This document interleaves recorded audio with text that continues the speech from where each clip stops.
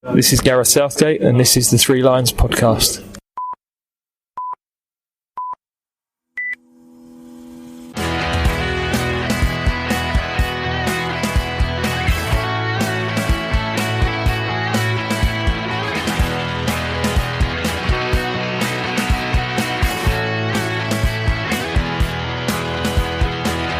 Hello and welcome to the Three Lions podcast. My name is Russell Osborne and this is an independent England football supporters podcast. I hope you're well.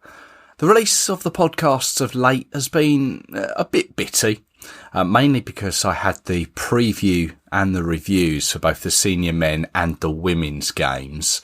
I am working on some more feature episodes, of which one is coming later this week. It is to tie in with a special anniversary, so I hope you can join me for that one. Of course, the senior men are not in action until June now, but I've got some news on one of those games coming up. Now, the reason for this episode is just basically a little catch-up one with some items that I thought were of note, and rather than squeeze them in at a later date when the moment may have passed, I thought let's just do a little catch-up episode. Don't forget the show can be found on all the social media channels. Just search Three Lions Podcast and click that follow or subscribe button. It is also on YouTube. If you want to listen via that medium, you can do. Now, as I say, this is a little news roundup, and let's start with the worst possible news ahead of the Women's World Cup. It happened in a WSL match between Manchester United and Arsenal. Leah Williamson, the Lionesses captain, went down injured in agony. 2 days later, on the 21st of April, it was announced that she had suffered an ACL injury. That is an anterior cruciate ligament injury. And with around 90 days until the World Cup in New Zealand and Australia begins, this is the last thing that Sarina Wiegman would have wanted. Obviously, any player getting injured isn't anything we want. But for her leader on the pitch, and the one that has lifted 2 Arnold Clark Cups, a European Championships and a Finalissima only recently, this is a real blow. Williamson took to Instagram to speak out. It's quite a heartfelt message, acknowledging the World Cup and Champions League dream are over for her. But it's more the thought of what's to come that is the most draining. She then goes on to say she's seen her teammates go through the same and come out stronger. And I particularly like it when she says, I also hold perspective that globally there are much greater difficulties, and therefore my circumstances right now are just that, circumstantial. I'd like to wish her all the very best for her recuperation and look forward to seeing her back on the pitch soon. Of course, as the World Cup approaches, I will be speaking with Rich Laverty about how the Lionesses are going to get around this situation they find themselves in. And there is the subject of ACL injuries occurring perhaps too often in the women's game. Of course, Beth Mead is already ruled out of the World Cup after suffering the same injury for Arsenal back in November last year, ironically against Manchester United. In fact, Arsenal have suffered greatly in this respect, with a striker of theirs, Vivianne Miedema, also having the same injury. I've heard of the possibilities of investigations being started to look at the cause of these injuries in the women's game, and also the talk of there being too many games being played. I think it's far too early to jump to conclusions, but if research can be done, then that can only be good for the long term of the women's game. And the Lionesses are heading down under as one of the favourites, but it has to be said, with this injury coupled with the loss of Mead, Millie Bright is struggling too. All of a sudden, the foundations of the Lionesses' defence look a little wobbly. That's not to say, though, that we don't have good backup. I'm more concerned that there is the possibility that that backup may not have enough experience of playing together going into a major tournament.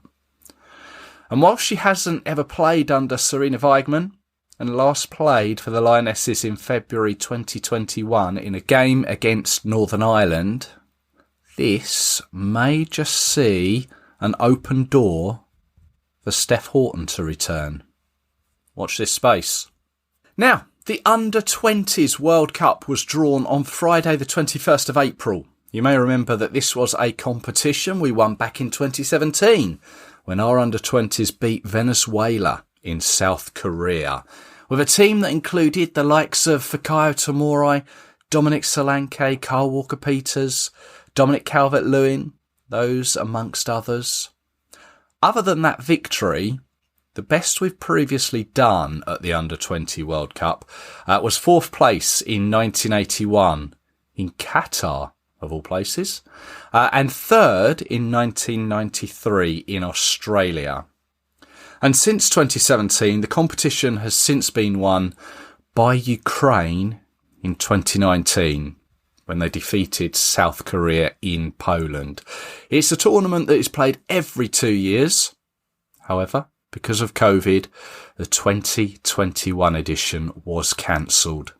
But back in 2019, the 2021 competition was due to be hosted by Indonesia. So it was felt that they should retain those hosting rights for 2023. All was going to plan until they were stripped of it on the 29th of March this year. They objected to the participation of Israel. And as a nation, Indonesia doesn't have any formal diplomatic ties with Israel, and apparently many protesters had taken to the streets in support of Palestine. FIFA finally pulled the plug on Indonesia when the governor of Bali, one of Indonesia's many islands, refused to host the Israeli team. FIFA did pull that plug and quickly awarded it to Argentina. They gave them the hosting rights on the 17th of April, cutting it fine they were. Apparently they were the only country to submit a hosting bid alongside Indonesia back in 2019. It was fortunate, I guess, that Argentina hadn't originally qualified for the tournament, so it was really just a straight swap. It meant some quick shuffling of things around by FIFA as the draw was fast approaching, which in the end took place in Zurich at FIFA headquarters. Despite all the last-minute changes, the dates for the tournament haven't changed. It begins on the 20th of May and finishes with the final on the 11th of June. 24 teams participating across 6 groups of 4. England have been drawn in Group E alongside Uruguay, Iraq and Tunisia. First game is against the Tunisians on the 22nd of May, then Uruguay 3 days later on the 25th, and then finally Iraq on the 28th of May. Top 2 of each group automatically qualify, then the 4 best third place teams go through with them to a round of 16. Now in 1991 we were actually drawn with Uruguay. We drew 0-0 and both of us came home. Again in 2009 we were drawn with them. We lost by 1-0 and again came home. We were drawn with Iraq in 2013, where we drew 2-2 after being 2-up. The Iraqis equalising deep into injury time. We went home whilst Iraq went on to the semi-finals. Now it'll be hosted, as I say, by Argentina in 4 stadiums, which I have to say all look pretty impressive. And with Argentina only 3 hours behind us, it should be fairly accessible to watch on whatever channel it's on. I imagine it will predominantly be on FIFA's website, but we'll find out nearer the time. And whilst, of course, we all want England to do well, I think only a brave man would put money on a winner from the outset. This level of football can be so unpredictable. Whilst many may think we should breeze past the likes of Tunisia and Iraq. It really can be hit and miss at this level. But we'll be keeping tabs on that as it comes around. But on to the senior men. Malta away takes place on Friday the 16th of June, a few days before our home game against North Macedonia. The away application period for tickets is still open for those that are intending to go, and it will be open until 2 p.m. Friday the 28th of April. Now, the England Supporters Travel Club have already provided an update via email, anticipating our allocation likely to be in the region of 4,000, a similar amount to when we played there last in 2017. Estimated ticket prices are 30 quid, but that could change. They have made a point of saying, so far, over 6,200 supporters have applied for tickets. Now, if you're looking at how many caps you have and how many you'll need, 21 appears to be the magic number to guarantee you one. Don't be too disheartened though. I know of someone who managed to get an Italy ticket on just 3 caps. It does happen. But basically, keep going to as many home matches as you can, build up your caps, and you stand a better chance of going away. It's not a closed shop. For those that are going, nearer the time, I'll be speaking to a Maltese fan who is going to give us a guide to the island. And actually, just whilst we're talking Malta, it's been announced that Ukraine's home game against them on the 19th of June is to be played in Slovakia, in the city of Trnava, in a stadium with a capacity of 19,200. It was the stadium where we beat Slovakia with an Adam Lallana goal in the last minute in what was Sam Allardyce's one and only game. Slovakia, it may have been a bit of a surprise, given that Ukraine have played their last 3 home matches in Poland, but it really is anyone's guess where our game with them on the 9th of September will be played. But just looking at their fixtures, they actually play Italy away on the 12th of September. I wonder, could they base themselves in that region so they have minimal travelling? As I say, anyone's guess. Anyway, that's all for me for this episode. Like I said, it's more of a little roundup of news. I hope you've enjoyed it and found it informative.